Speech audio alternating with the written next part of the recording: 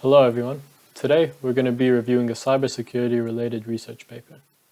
Shri, Ben, Alex and I will be summarizing the paper's content and discussing the findings and limitations of their research.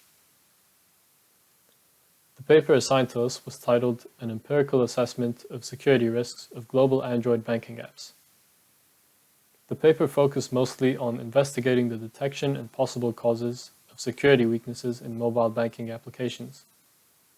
The authors started by looking at existing open-source tools that could be used to audit applications for vulnerabilities. The paper then went on to detail the development of Alcera, a tool made by the authors that was used to collect security weaknesses in banking applications. The research consisted of an empirical study conducted using data collected from Alcera. This study was used to determine the security status of mobile banking applications as a whole. The main motivation of the study, according to the authors, was to identify the gap between academics and banks when it comes to understanding weaknesses in mobile banking applications. By doing this, the research team aimed to help improve the privacy and financial security of the users of said apps. The research aimed to first, gauge the ability of existing tools to detect data-related security weaknesses in the context of mobile banking. Based on the limitations of existing tools, they wanted to design and develop Alcera, short for Automated Security Risk Assessment. This is a system that was used to detect data sensitivity-related weaknesses in banking applications, based on a security benchmark designed by the authors. To do this, it utilized the combination of static analysis and sensitive keyword identification.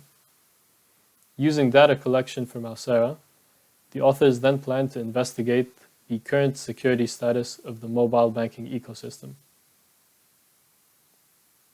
The authors referenced a lot of prior research that had been done on security in banking applications. However, they did mention that most existing studies used manual analysis, which made them a lot more prone to bias, either from the authors or the subjects of the studies. Another limitation of studies is that they mostly focused on small-scale banking applications. While helpful, these studies were unable to provide an accurate representation of the entire mobile banking ecosystem.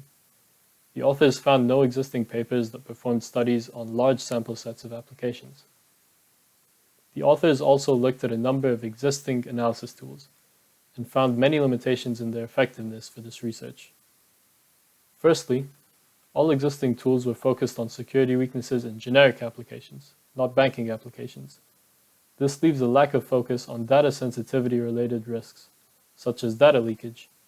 The authors felt that it was important to focus on these risks, as they are critical to the security of banking applications. Secondly, existing tools mostly used syntax-based scanning to detect issues. Since syntax-based scanning cannot verify the flow of data, it can lead to a lot of false positives when tested against applications. There was a lot of potential there to develop a tool that used different methodologies to analyze applications. Now I'm going to hand it over to Shri to talk about the claimed improvements the paper had over previous work.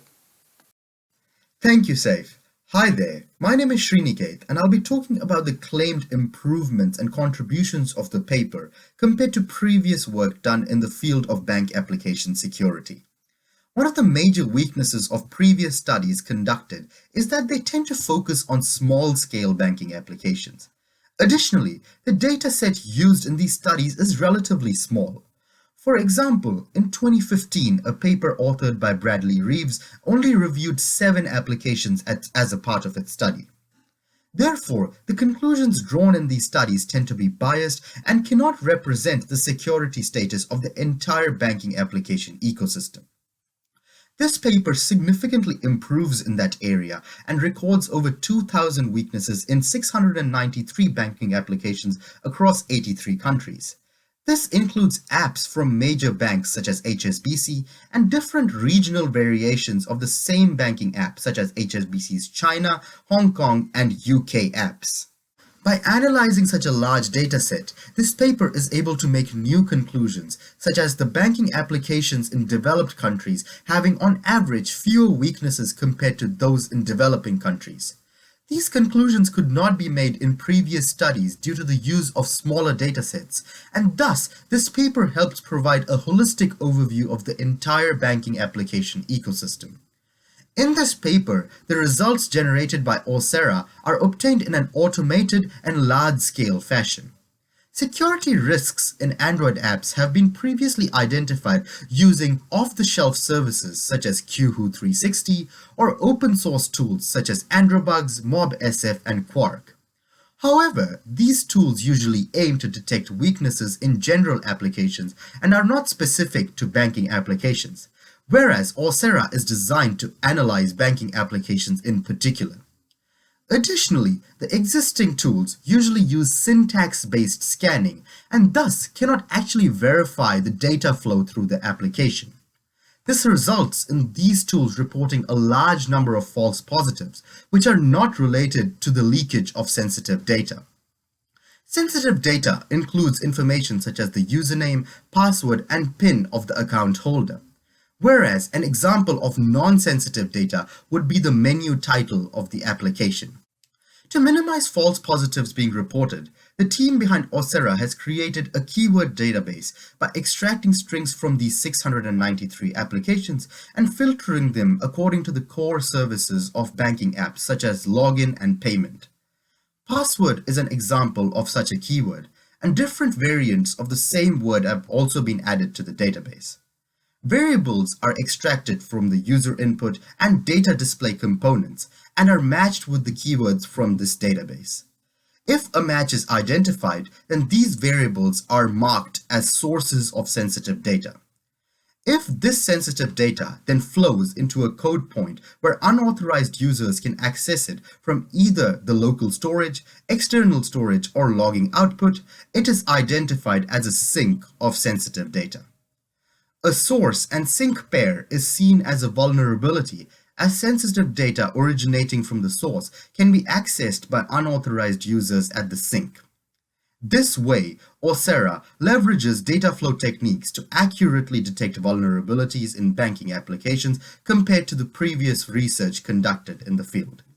The use of sensitive data detecting techniques and keyword matching makes Oursera significantly faster and more accurate than existing tools at detecting security risks in banking apps. 60 banking apps were randomly selected for a comparison between Oursera and existing open source and off-the-shelf risk analysis tools. Oursera outperforms these tools in both precision and time cost, achieving more than 98% precision in a mere 1.6 minutes per app. As you can see, it also successfully detects a greater variety of weaknesses compared to other tools. Oursera aims to minimize the influence of dead code, as vulnerable code which is not reachable during execution is not an active security risk. Two key strategies to eliminate such false positives include checking whether invalid authentication is in a feasible path and checking whether the class has been instantiated. Apart from the comparison with the 4 tools discussed previously, Oursera also outperforms 2 taint analysis tools, namely FlowDroid and ICTA.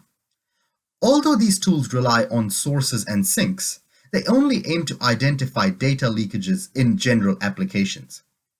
A few examples of the sources used by these tools include API invocations of Bluetooth, calendar, and settings. Additionally, they're limited to only detecting data leakages from shared preferences, logging, SD cards, and SMSs. They do not account for communication infrastructure flaws, failed certificate authentication, and incorrect encryption methods. In comparison, Oursera also accounts for the aforementioned weaknesses in addition to data leakages. In summary, existing state-of-the-art tools are less effective in terms of lower precision, more false positives, and cost more time compared to Oursera. I would now like to pass it to Alex to discuss the limitations of the work undertaken and whether these pose any threats to the validity of the claims made in the paper. Thank you. Alright, cheers Sri. Now, while the Oursera project boasts supposedly collecting 2,157 weaknesses in 693 real-world banking apps across 83 countries, there are some limitations that come with this achievement. First off, are the app availability limitations. All of the banking apps covered by this report are Android apps, so no apps on other popular platforms, such as iOS, are able to be analyzed by Auth0 to date. In attempts to test the number of detected weaknesses across different versions of apps, the research team collected multiple versions of apps where they could, in order to check if vulnerabilities present in the earlier versions were getting patched out in app updates.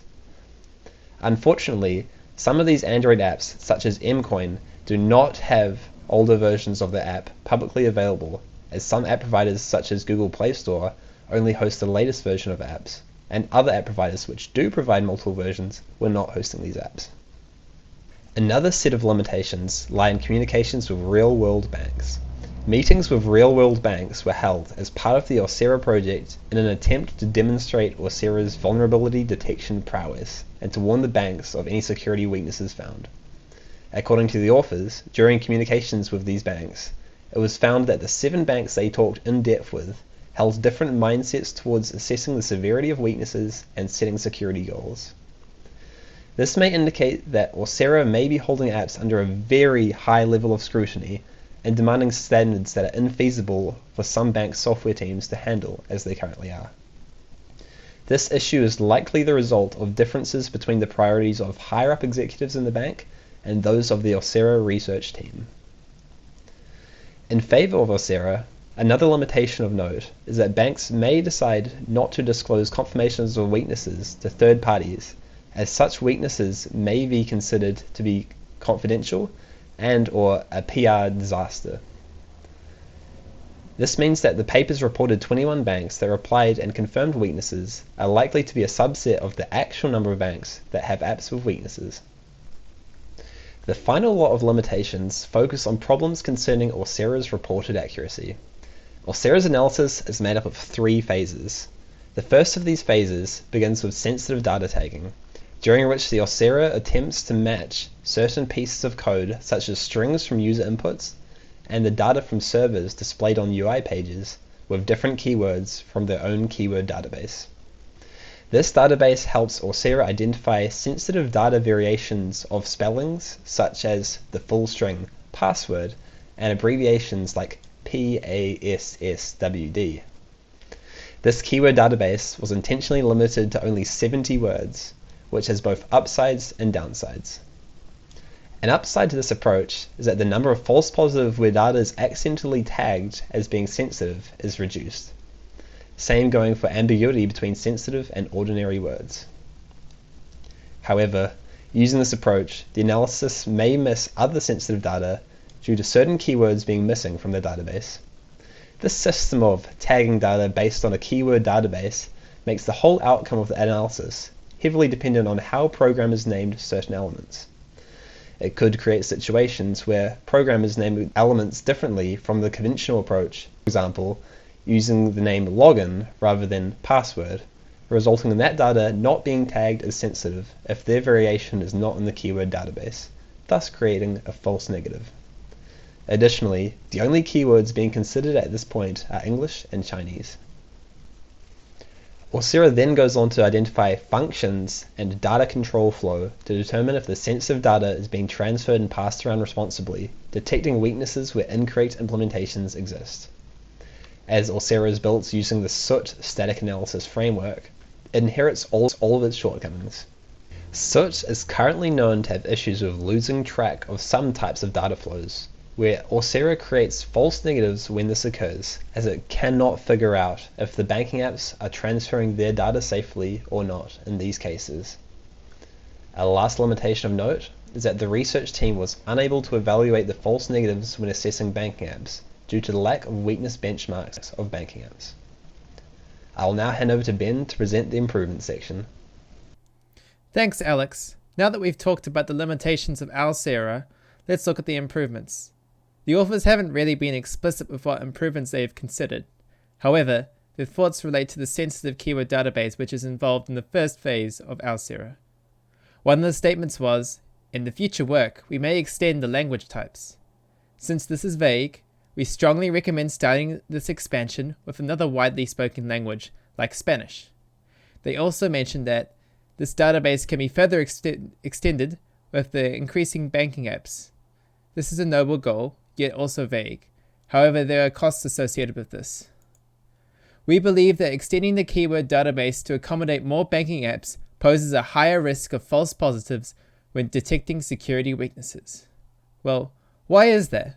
Because, as far as the authors behind Alcera know, they have conducted the first large-scale empirical study on over 2,000 security weaknesses collected from over 600 banking apps, the largest data set taken into study to date. There are two takeaways from this. 1. With such a large scope, there will naturally be more false positives. 2. As trailblazers in this field, the authors have had to employ their own strategies to help reduce these false positives. One of these strategies was a reduction of extracted words from 124 to 70. We believe that if Alcera wishes to grow, then keywords have to be reduced yet again. This is because the system needs to become more generic to account for how different banking apps are programmed. The trade-off of this, of course, is that Alcera won't be able to provide as in-depth of an analysis as other tools might be able to. So, our recommendation is that either A, the keywords are reduced to keep false positives low while Alcera grows, or B, Alcera reduces its scope of banking applications to go more in depth. If they choose to reduce the scope, then the developers behind Alcera will have more time to collaborate with banking apps within scope to fine-tune their system to be as effective as possible. We believe this can be aided by machine learning and natural language processing, as the scope will be small. While doing this will fill in the extra time they have by reducing their scope. We believe that it would allow the developers to create weakness benchmarks between the banking apps so they can reduce potential false negatives. We also recommend that Alcera expands to iOS. So far, it only looks at Android, and if we look at the statistics, then yes, it is true that Android users easily outweigh iOS users. But this is on a global scale. In richer countries, it's actually iOS that dominates. Alcera is currently missing out on these important demographics, especially when cashless transfer is most common within countries, rather than between them. Finally, a not so related to Alcera improvement is contributing to soot. Depending on how big of a dependency this is, it would help slow the aging of this tool by making sure it stands on solid foundations. So, to conclude, we've summarized Alcera, an automated security risk assessment system, which has audited hundreds of banking apps for security weaknesses. We have talked about how it adds to the current state of the art, what limitations it has, and the improvements that can be made to it. Thank you for watching.